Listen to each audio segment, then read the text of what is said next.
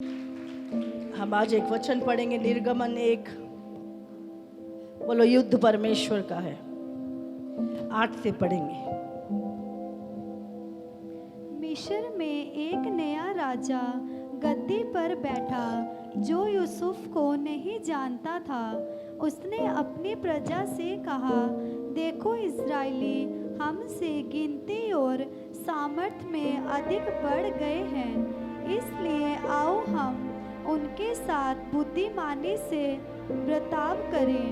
कहीं ऐसा ना हो कि जब वे बहुत बढ़ जाएं और यदि संग्राम का समय आ पड़े तो हमारे बैरियों से मिलकर हमसे लड़ें और इस देश से निकल जाएं। इसलिए उन्होंने उन पर बेगारी कराने वालों को नियुक्त किया कि वे उन पर भार डाल डालकर उनको दुख दिया करें, और उन्होंने फिरौन के लिए पितोम और रामशेस नामक भंडार वाले नगरों को बनाया।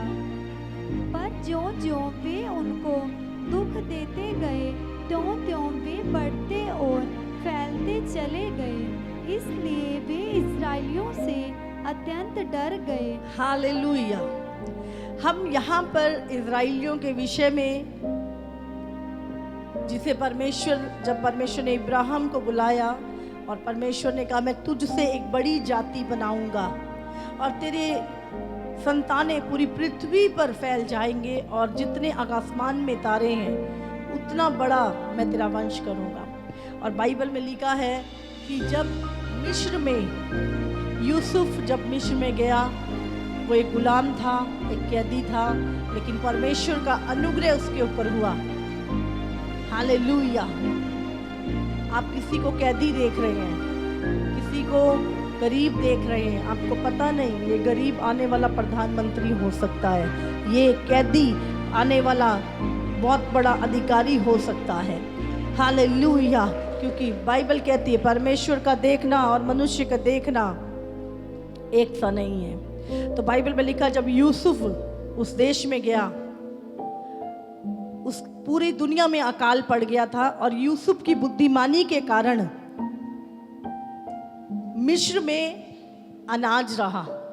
और उसके बाद जब उसके भाई भूखे मरने लगे तो वो मिस्र में गए और टोटल वो 70 लोग थे। जब वो मिस्र में रहना शुरू हुए और वहाँ के राजा ने उनको एक अलग से एक जगह दे दी जिसका नाम गिशोन था, और वो वहाँ पर रहने लगे और उस देश में चरवाही का काम करने लगे। और सालों बीत गए, कई सौ साल बीत गए, उनकी संख्या बढ़ने लगी क्योंकि उनका परमेश्वर उन्हें बढ़ाने वाला था। भले वो उस देश में गुलाम थे, लेकिन बाइबल में लिखा है प्रभु का हाथ, प्रभु की कृपा उनके ऊपर थी और वो इतना बड़े और इतने ताकतवर थे। वो बाइबल में लिखा है कि इतनी तादाद उनकी पूरा देश उन लोगों से भर गया। और जब पुराना राजा जिसने यूसुफ के साथ वाचा बांधी थी वो मर गया, उसके बाद नया राजा आया। और जब नए राजा ने देखा कि इजरायली लोग पूरे मिस्र में भर चुके हैं और ये बहुत ताकतवर हैं और बहुत तेजी के साथ बढ़ रहे हैं, तो उसके मन में डर आ गया। हालेलुया। राजा वो है, सेना है उसकी, देश उसका है, लेकिन वो किससे डर रहा है? गुलामों से। क्योंकि वो गुलाम कौन थे? यहोवा की संतान है। हालेलुया। और बाइबल में लिखा है कि जब उसके मन में ये ख्याल आया कि ये बहुत बढ़ गए हैं और कभी इनके मन में अगर ऐसी बात आ गई कि हम ये देश को छोड़ना चाहते हैं तो ये हमारे साथ लड़ाई करेंगे और हमसे जीत जाएंगे क्योंकि ये तो बहुत बढ़ गए हैं। तो उसने क्या किया? उसने कहा बुद्धिमानी से काम करना पड़ेगा। और उसने उन लोगों को ज़्यादा भार डाल दिया उनके ऊपर। जब वो जितना काम करते डबल काम करना शुरू कर दिया, ताकि इनके मन में और कोई विचार पैदा ही ना हो, आज़ादी का विचार ही ना पैदा हो, ये सारी जिंदगी गुलाम बने रहे। और बाइबल में लिखा है फिर भी वो हर काम जो उनको देते थे, डबल काम देते थे, वो भी पूरा करते थे, क्योंकि उनके साथ प्रभु था। और उसके बाद क्या हुआ, जब उसने देखा कि अरे इनको कोई फर्क नहीं पड़ रहा, तो लिखा है उनको सताने लगे। हम पढ़ते हैं, लिखा है वो लोग पर ज्यों-ज्यों वे उनको दुख देते रह गए, त्यों-त्यों वो बढ़ते और फैलते चले गए। इसलिए इज़राइलियों से अत्यंत डर गए। हालेलुया। कहते हैं मसीहत भी ऐसी ही है, जितना मसीह लोगों को लोग सताएंगे उतना मसीहत बढ़ेगी। जितना सताव आएगा आप देखना, मसीहत उतनी बढ़ेगी।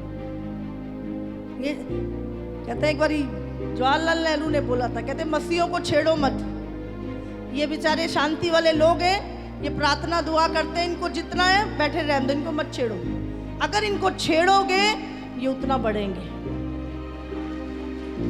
हालेलुया। अभी सोचो 400 साल से वो गुलाम थे मिस्र में, कोई नहीं जानता था उनको, वो आराम से गुलामी में लगे हुए थे, जो कर रहे थे। लेकिन लिखा है राजा ने उनको सताना शुरू किया, और कहते ज्यों-ज्यों वो उसको सताने लगे, त्यों-त्यों वो और बढ़ने लगे। Hallelujah, hallelujah. और लिखा है राजा और ज्यादा डर गया। समझ आ रही है आपको? इंसान सोचता है मैं अपनी बुद्धि से परमेश्वर के काम को रोक दूंगा। दुनिया में कोई ऐसा पैदा नहीं हुआ जो खुदा के काम को रोक सके, खुदा के काम को मिटा सके। दुनिया मिट गई, मिटाने वाले मिट गए, लेकिन खुदा का काम बढ़ता जा रहा है। हालेलुया। आज तक इतने अटैक, इतना सताव किसी कौम के ऊपर नहीं आया जितना मसीह लोगों के ऊपर आया है। पूरी इतिहास गवाह है। आज भी जितना सताव पूरे संसार में, सिर्फ इंडिया की बात नहीं कर रही मैं, पूरे संसार के हर देश में मसीह लोगों के ऊपर सताव है। लोगों को मारा जाता है, काटा जाता है, कलीसियाएं जलाई जाती हैं, चर्चें तोड़ी जाती हैं, झूठे इल्जाम लगाए जाते हैं। उसके बावजूद भी खुदा का काम बढ़ता जा रहा है। हालेलुया। क्यों? क्योंकि खुदा है हमारा परमेश्वर, हमारा पिता। हालेलुया। तो सीख लो, लिखा है ज्यों-ज्यों उनको सताते थे उतना अधिक वो बढ़ते थे। लेकिन बाइबल में आपको मैं वचन क्यों दे रही हूं आज, आप समझो, संग्राम यहोवा का है। लोग आपसे नहीं सता रहे, परमेश्वर को सताएंगे। लोग आपसे नहीं लड़ेंगे, खुदा के बैरी बनेंगे। और जब खुदा का डंडा आएगा तो लोग, जगह नहीं मिलेगी छुपने की उन लोगों को। आज जो युक्तियां बना रहे हैं खुदा के लोगों के खिलाफ, जगह नहीं मिलेगी उनको। तो यहाँ पे आज हम वचन में देख रहे हैं कि वो उनको जो दुख देते गए वो त्यों-त्यों बढ़ते गए। हालेलुया। और वो बहुत डर गए और ज्यादा। फिर अभी और स्कीम निकाल रहे हैं वो, क्या कहते हैं, तो भी मिस्रियों ने इजराइलियों से कठोरता के साथ सेवा कराई। क्या लिखा है? तो भी वहां के लोगों ने और कठोरता से, और उनसे निर्दयी हो गए, वो क्रूर हो गए, और कठोरता से उनसे सेवा कराई। और उनके जीवन को गारे, ईंटें और खेतों के भली भांति के कठिन काम, ईंटें बनाना भट्टियों में और गारे में पैर दिन रात, और खेतों में मुश्किल काम, कठोर काम, कठिन सेवा, भांति भांति के काम की कठिन सेवा से दुखी कर डाला। इतने दुख दिया, सबसे मुश्किल और कठिन काम होते थे वो करवाते थे उनसे, और उनको दुखी कर डाला। जिस किसी काम में वे इनसे सेवा करवाते थे उससे वे कठोरता का व्यवहार करते थे।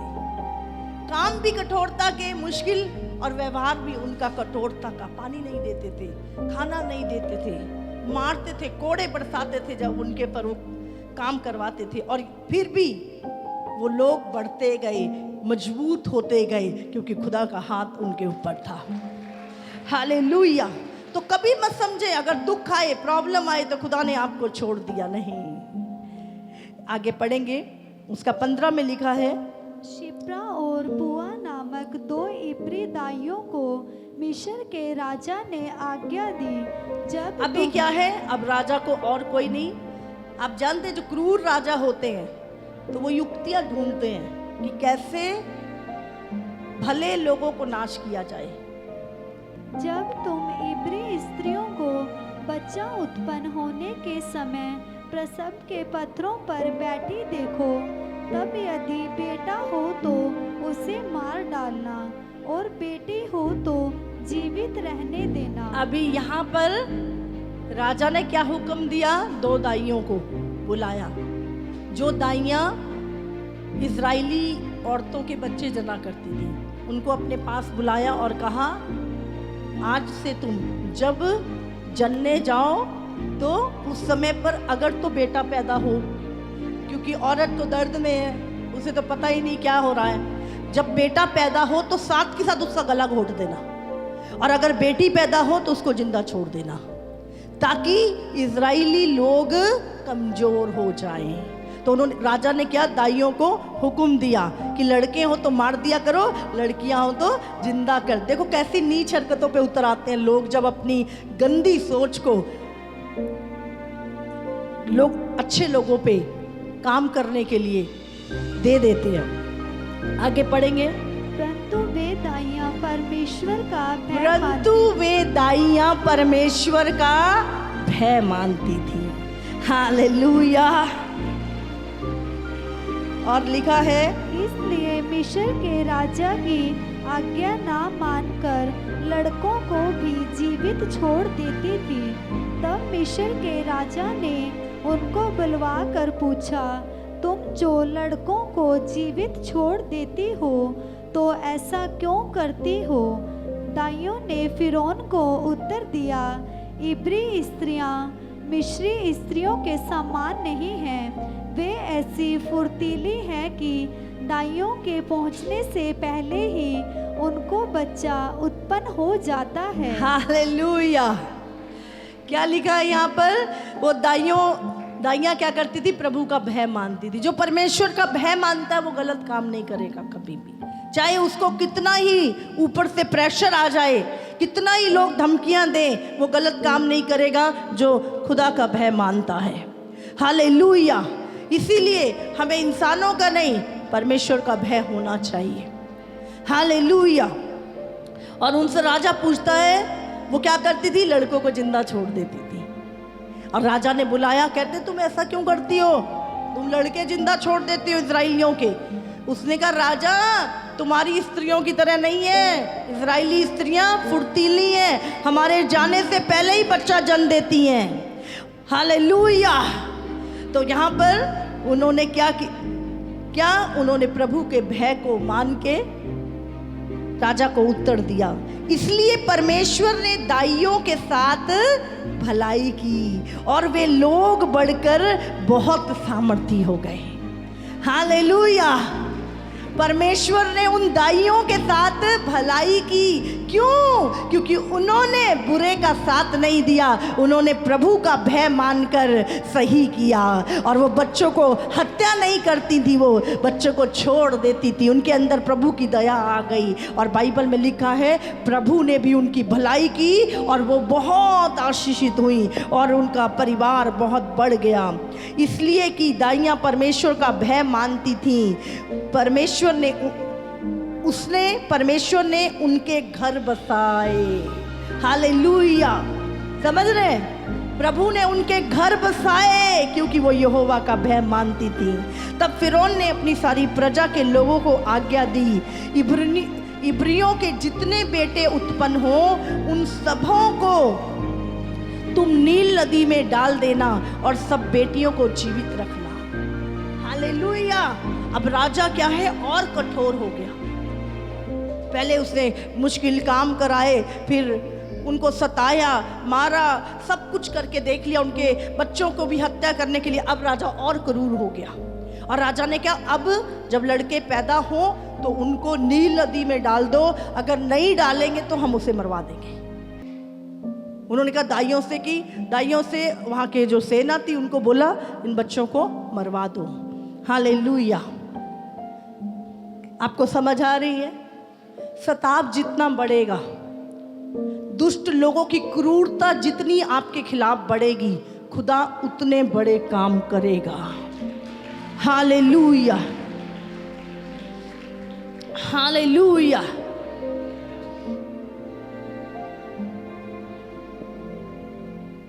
कितनों को समझ में आ रही है? क्योंकि युद्ध परमेश्वर का है। और उसके बाद हम देखते हैं प्रभु ने मूसा को बुलाया। मूसा को सारे बच्चों को नील नदी में डाल के मार दिया जाता था, लेकिन परमेश्वर ने मूसा को बचाया। और मूसा कहाँ पला जानते हो? गुलाम का बेटा, हाँ, मिस्र के जो राजा था वो नहा रही थी औरत, वो रानियां नहा रही थी। और जब गुलाम के बेटा जब वो बड़ा हो गया और वो रोने लगा तो उनको पता लग गया कि अगर राजा में मार देगा, अगर हमने इसको घर में रखा, तो उन्होंने क्या किया, टोकरी बनाई, उसको पानी में बहा दिया। और वो जो जहाँ वो राजकुमारियाँ नहा रही थी, जब वो टोकरा उनके पास आया तो वो देख के बड़ा खुश हुई और उन्होंने कहा अरे नील नदी ने हमें वरदान दिया है। और मूसा मिस्र के राजा के महल में पलाया गया। हालेलुया। और परमेश्वर ने उसको वहां से, फिर जब मूसा निकला और प्रभु ने जलती झाड़ी में उसको दर्शन दिया, और उसके बाद वही मूसा जब फिरौन के पास गया और कहा मेरे लोगों को छोड़ दे, और बाइबल में लिखा है फिरौन का मन और कठोर हो गया और परमेश्वर ने मिस्र में 10 महाविपत्तियां भेजी। वहां के पहलोटे मर गए, वहां की नदियां खून बन गई और बड़ी बड़ी विपत्तियां, और पूरी दुनिया में इजराइलियों का भय समा गया। उन्होंने कहा ये वो लोग हैं जिनका परमेश्वर जीवित है और आगे आगे चलता है। Hallelujah, hallelujah. आप जानते नहीं हैं, अपने आप को अपनी नजर से मत देखो, अपने आप को खुदा की नजर से देखो कि आप कौन है उसके लिए। संसार के अंदर आपका भय समा जाएगा। हालेलुया। जितना लोग तुम्हें सताएंगे तुम उतना बढ़ोगे, ये चैलेंज है। हालेलुया। जितना मसीहों पे सताव आया वो उतना ही बढ़े। तो हम देखते हैं जितना सताव आएगा, आने वाले दिनों में तैयार हो जाओ सताव के लिए। और सताव इसलिए नहीं कि तुम बुरे हो, तुम चोर हो, तुम मकार हो, तुम गलत काम करते हो। सताव इसलिए कि तुम यीशु पे विश्वास करते हो, इसलिए सताव आएगा तुम पे। हालेलुया। तुम्हारे विश्वास के लिए सताव आएगा तुम पे, और जब वो सताव आएगा तुम बहुत बढ़ोगे और खुदा का भय लोगों के अंदर भर जाएगा। Hallelujah, hallelujah. इसीलिए डरना नहीं। लिखा है वो जो जो उनको दुख देते थे वो त्यों त्यों बढ़ते जाते थे। बिना दुख उठाए स्वर्ग में प्रवेश नहीं करेंगे हम। अगर तुम भक्ति के साथ जीवन बिताना चाहते हो तो तुम सताए जाओगे। हालेलुया। धर्मी पे दुख आते तो हैं पर ठहरते नहीं हैं, क्योंकि धर्मी की ओर परमेश्वर खुद खड़ा होता है। हालेलुया।